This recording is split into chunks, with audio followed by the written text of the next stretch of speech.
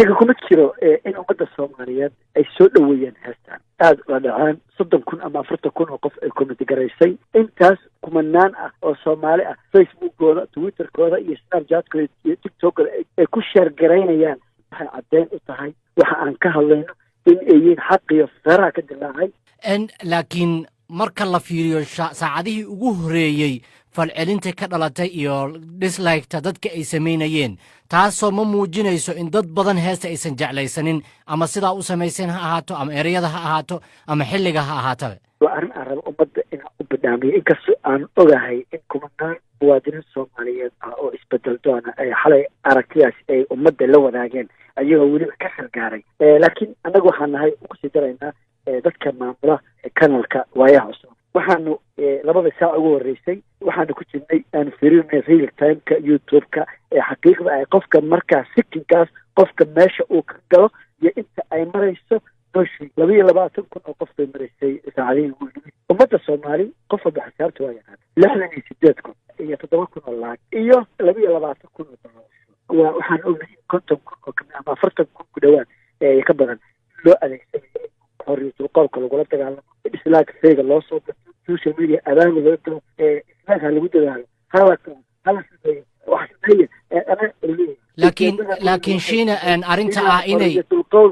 inay arrinta dislike-ta la gatay weli lama caddayn karo laakiin dad badan ayaga yaaba Facebook-ga soo dhigaya oo dadka weydiisanaya dad shacab iska ah oo aan dowladda wax xiriir ah la lahayn dadkii caadiga ahaa naftirkooda soo qayb kama ahayn inay dislike-tii ay dadkoodii saaxiibadooda weydiistaan ama dadka taageeraya dowladda haddana dowladdana u shaqaynin waan aaminsanahay waan aqbalsanahay waan ku ammaanayaa way ogahay inay jiraan dad badan oo Soomaaliyeed ee taageersan nidaamka maanta jira waan sidoo kale waa aaminsanahay kuwa aragtidooda aaminsan oo badan inay jiraan anigoo aan gasaynin aan inkiraynin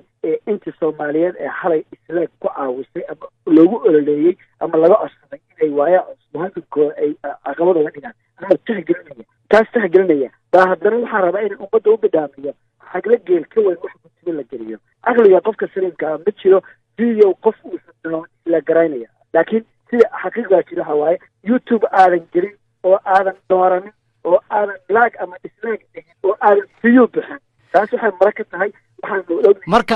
marka taa darteeda idinku qasabtay miyaa inaa xirtaan dislike iyo like dadkii saarayba runtii sababta aan xornay taas kaliya maaha sababta aan xornay waxay ahayd in aan waxaan aragnay inay dadka ku marin habaabinayaan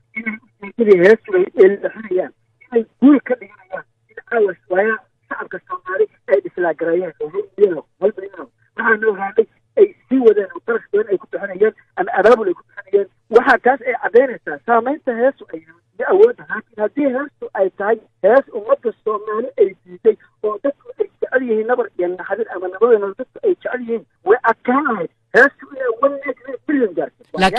laakiin commentiska ma akhrisay adiga commentiyada dadka ay ka dhiibanayaan ama fikradaha dadka ay ka dhiibanayaan ay ku qorayaan heesta hoosteeda ma akhrisay sababtoo ah dadka markaan aniga naftirkayga raacay dadka badankoodu waxay u muuqdaan inay heestii ka soo horjeedaan qaarkood waxay leeyihiin ceeb ba idinku tahay qaarkood waxay leeyihiin dowladdan wax badan bay qabatay qaarkood waxay idin leeyihiin waan jecelnahay dowladda ma